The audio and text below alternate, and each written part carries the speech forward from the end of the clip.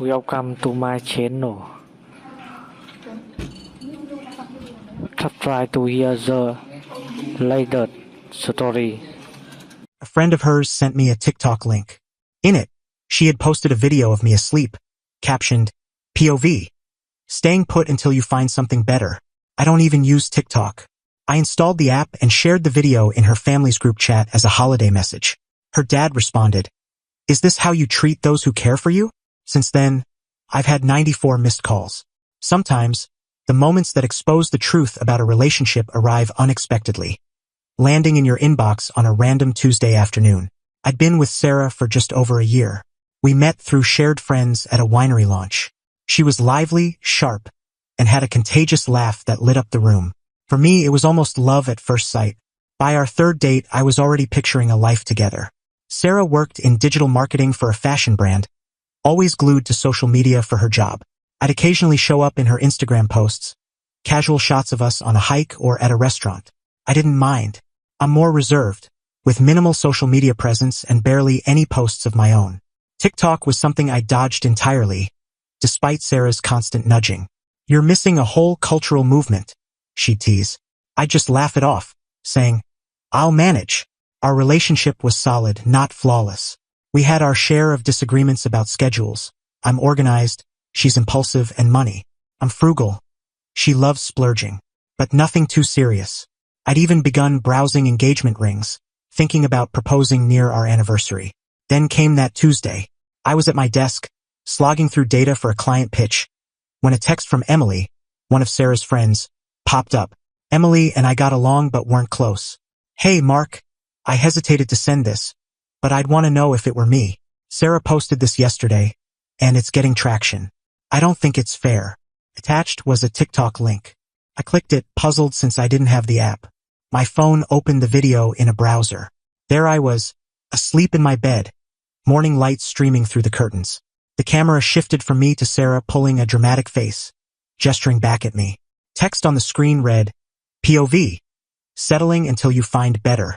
The caption below said, "Ladies, sometimes you take what's there while waiting for what you truly want. Hashtag settling for now, hashtag where are the real men, hashtag upgrade coming." The video had over 15,000 views. The comments were a blend of encouragement. "You deserve so much more, girl," and a few noting, "This feels kind of harsh." I spotted several of Sarah's friends among the supportive comments, people who'd been warm to me at gatherings. I watched the video 3 times, each view sinking me deeper into embarrassment. This wasn't a private jest. Sarah was openly declaring I was a temporary fix, someone she was enduring until a better option appeared, all while I was vulnerable, asleep in my own home. I texted Emily back, "Thanks for sharing. I had no clue." She replied, "I'm so sorry. I just thought it was wrong." She's been posting stuff like this for a while, but this went too far. For a while, I kept reading the comments and noticed Sarah replying to someone, not my first time sharing the struggle, with a link to her profile. Without a TikTok account, I couldn't easily check her page. I sat there, staring at my monitor, not really seeing it, grappling with this betrayal. The woman I was planning to propose to was using me as fodder for her social media, framing our relationship as a burden she was bravely tolerating. I could have confronted her right then, called or texted, demanding answers, but I held back. I wanted the full story first. I downloaded TikTok, set up an account, and found Sarah's profile. There it was, nearly 20,000 followers, with a bio that read, "Chronicling my path to knowing my value." I scrolled through her videos, and my heart sank further with each one. Not all were about me, but there was a clear pattern: her life with Mr. Fine for now, apparently her nickname for me. Clips of me making dinner, captioned, "At least he can cook, since his style's a mess." Videos of me talking about my job, with text implying I was dull. A clip of me wrapping her birthday gift, labeled, "It's sweet how much effort he puts in." Mixed in were videos of celebrity guys or random attractive men she'd seen, captioned, "Future upgrade" or "The dream." Hundreds of comments from women urged her to never settle and find her prince. While I was saving for a ring, the more I watched, the more a strange calm took over.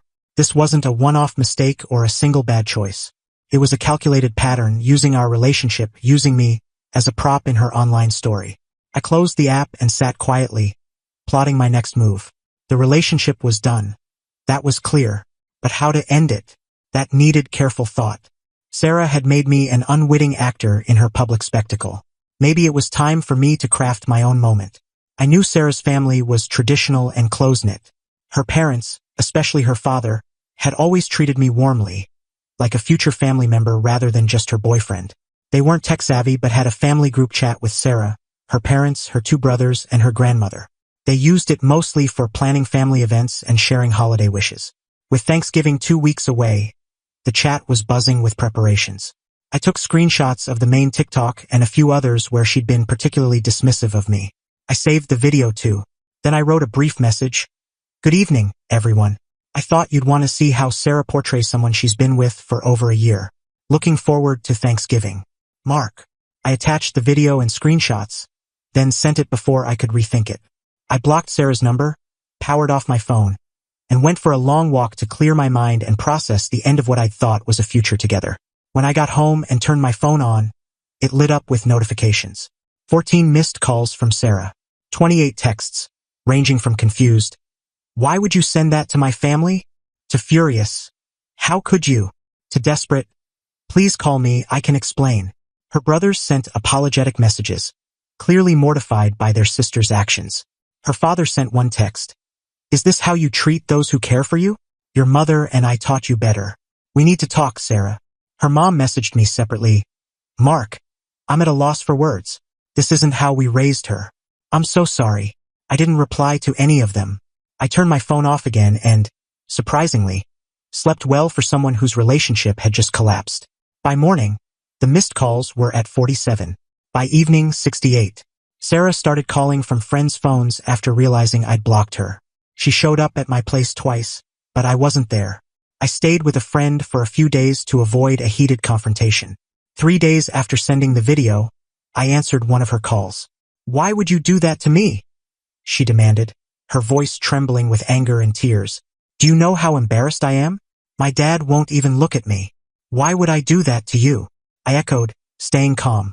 "Sarah, you filmed me sleeping in my own bed and posted it for thousands of strangers to see, saying I was someone you were settling for. What did you think would happen?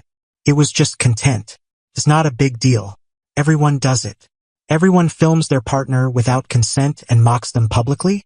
You're taking it too seriously. It's just TikTok humor. My followers know it's partly a performance.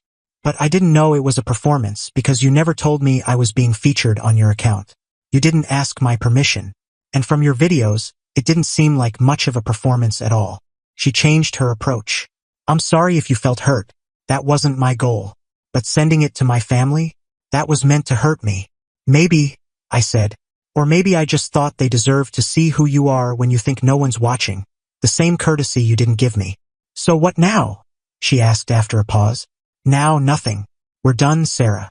I was looking at rings last month, and you were telling the internet I was a placeholder. There's no fixing this." She started crying, genuine tears by the sound of it. "I didn't mean it that way. I love you. The TikTok stuff, it's just content. It's not real. The problem is, our relationship wasn't real to you either. It was just material. I was just material." I hung up as she protested. By Thanksgiving, the missed calls hit 94. They came from her number, friends' phones, even a couple from an unknown business line. I spent Thanksgiving with my family, keeping my phone off most of the day.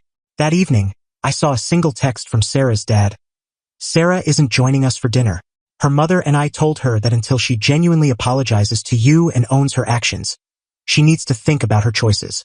We didn't raise her to treat people this way. For what it's worth, we always thought you were good for her. She didn't deserve you. Happy Thanksgiving, son." That message hit harder than I expected. I'd always liked Sarah's parents and enjoyed their family gatherings. In a way, I was losing them too. It's been 3 weeks. Sarah stopped calling, though I still get occasional texts begging for another chance. Mutual friends say she's posted tearful apology videos on TikTok, claiming she's learned about respecting privacy. Her follower count has grown. Drama apparently boosts engagement. I'm moving forward. I returned the ring I'd been eyeing and used the money for a solo trip to Peru I've always wanted. I started therapy to unpack the relationship and my part in it. Why didn't I see the signs sooner? Was I so caught up in the idea of us that I missed who she was? The worst part wasn't the public humiliation. It was realizing that while I was building a future, she was building a storyline. While I was falling in love, she was scripting me as a temporary step toward something better. As for TikTok, I deleted the account I made to view her videos. Some cultural movements I'm still fine skipping. Edit. Many of you ask if I feel guilty for straining her family ties. I don't. I didn't make her film me without consent or post degrading content about our relationship. I just showed her family what she was already sharing with thousands of strangers. If that hurt her relationship with them, that's her responsibility, not mine. Edit 2. On the legality question some raised, yes, recording someone sleeping without their consent and sharing it publicly can be illegal in many places. A lawyer friend confirmed it violates privacy laws and possibly platform rules. I didn't pursue legal action because I just wanted to move on. Edit 3. To those saying I should have talked to her first, what was there to discuss? Hey, I saw you've been posting for months, framing me as someone you're settling for. Can we talk? The relationship was over the moment I saw that video. The only question was how to close it. Edit 4. Update. It's been 2 months. Yesterday, I bumped into Sarah's mom at the store. She hugged me and said Sarah started therapy to address her need for online validation. The TikTok incident was just a symptom of deeper issues. Sometimes the most painful endings spark the beginnings everyone needs.